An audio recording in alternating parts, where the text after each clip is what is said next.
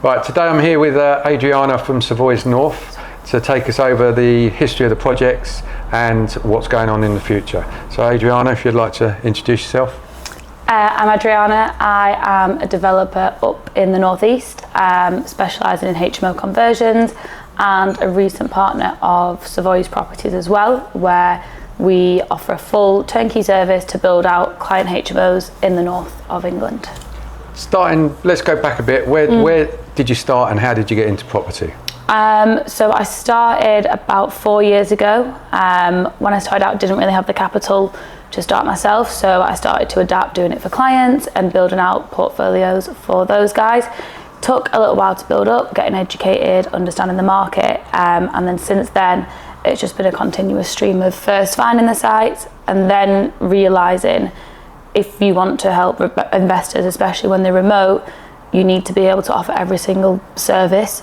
So we did sourcing and finding the sites, to then offering the project management, and then also recently then offering in-house management as well. What I've noticed about the sites that you bring is the number of rooms and the area. There's obviously some that are already HMOs, quite large ones, 6, 7, 8, 9 bedrooms, and the planning seems a little bit different up north to what we're used to down here.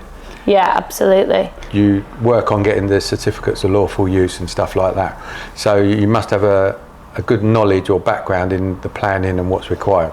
Yeah, definitely. I think that probably just comes with experience over time, and where we found in the north, you've got to be quite certain of what areas you're investing in and what is your target demand for which particular clientele. So where we do a lot in Article 4 areas, we found that where we're buying already licensed HMOs that typically a landlord's owned before the planning rights came in, that you have to get planning for a large HMO. We found that those sites exist, but it's really important on the front end before a client actually takes a site on, we make sure all the plans are in place. So as opposed to going through full planning, we use a certificate of lawful development approach, which basically means where we can show a property as being a licensed large HMO for over 10 years, it's kind of a little trick of getting in an Article 4 area.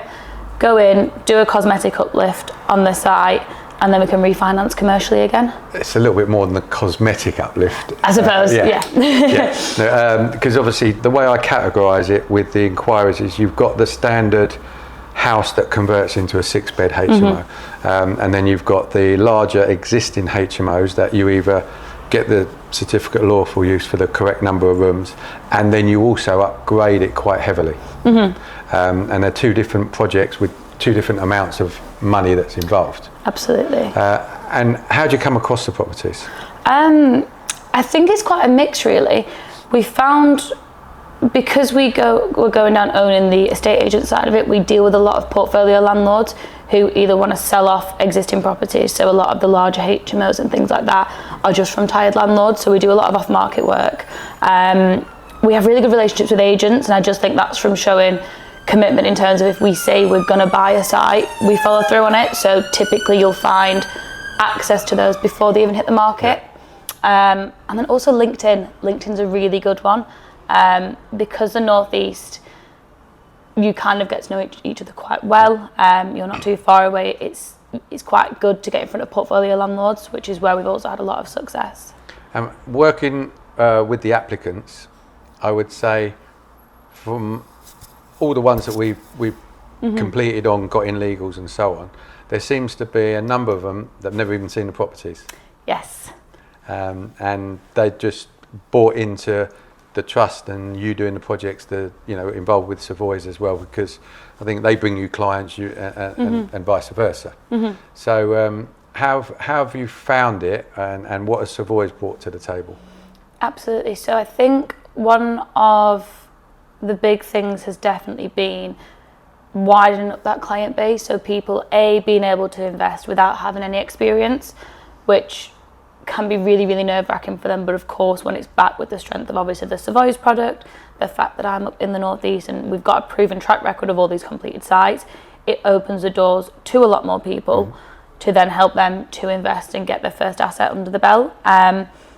Yeah, so definitely the trust part, and also the game-changing product that has come through obviously yourself and with Savoys as well, where typically in the north beforehand it would be harder to get purchase and development finance, so you're needing closer to maybe the 180k mark to start investing, a little bit out of reach for most people. It's a lot of savings to have, so where we can then put that product in place, and then clients need typically £100,000, all of a sudden a lot more people can then invest and then benefit from it. So that's definitely been a massive asset too. Good. Yeah. Going forward, where are you seeing the gaps or the opportunities with, maybe with government changes and everything? Will there be this number of properties available? I think there's always going to be properties available to buy, but there's certainly, you have to be smarter in where you're finding them, how you're negotiating for the sale, and making sure that whenever you are doing a deal, it does stack up and it makes sense. I think there is more pressure now being put on landlords, so we are going to see a lot more properties kind of coming on the market. I know particularly quite a lot of the sites that we've discussed, they are landlords owned in individual names, and they're getting hurt, and that's the reason why they're selling. So I think when we can go down the other angle, and particularly when we advise our clients to buy, everything's under the limited company aspect. And we can guide clients to the right people they need to speak to get that in place, which is then making us more competitive in investing. Yeah, I think you touched there individual names, also ongoing legislation changing in room sizes. It's more of a business than a part-time hobby, 100%. which some have done that, and you then manage it for them afterwards. Keep the upgrades, keep the legislation, the certificates, everything all in order. Yeah, exactly. So we do everything as a turnkey service. So it essentially works in 3 stages. So stage 1 is obviously where we'll onboard a client, we'll work to find them a site that matches their criteria. This is where we'll be speaking with you as well, and we'll kind of make sure that on the front end, the client's eligible, we can get them the lending. We then move to phase 2. So once we've actually found them a site, we then start to move through legals, move through the lending side of things. So we would meet valuers, make sure all the planning's in place, and basically just give our whole power team to the client, and then obviously coach them through. We'll then complete, we'll then do all the renovations, and includes meeting building control and the licensing side of things as well. And then finally we'll move through to refinance and management. So we sort of stick with people as opposed to just being, I found you a site, I've known you for 3 months. It's a long term definitely. kind of. And then, are you finding? I sort of know the answer to it, but I'll ask it anyway. Are you finding that once they've done 1, they're keen to do 2? 100%. Keep rolling over. Yeah, 100%.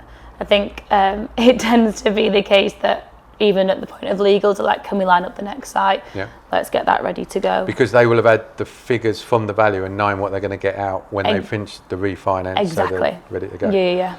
With that, and obviously doing marketing and LinkedIn and all your media, are you going to have enough properties? Yeah, because I think it's important of how you then grow and scale the business. If you were just looking on Rightmove, I think you'd probably struggle. I think there's always deals to be done on there, but in the north, there's a lot of scope to develop. There's a lot that hasn't been yet developed, and there's a lot more rising tenant demand in terms of what's in the area, and it's important to broaden out, look at different strategies where we can still benefit from the commercial valuations or multi-unit. So I think it's not always that it has to only be a specific type of HMO, which you've seen from the sites that we put through. It's understanding where the market is, what sites are available, and what is then going to be able to give the client the best cash flow, and of course the highest return on their investment as well. Good. Well, hopefully that will have given you some more information, but if you want any more directly, then you can reach out to Adriana. You'll see her everywhere on the social media, and if you want anything from CPC, you can contact us on our normal social outlets.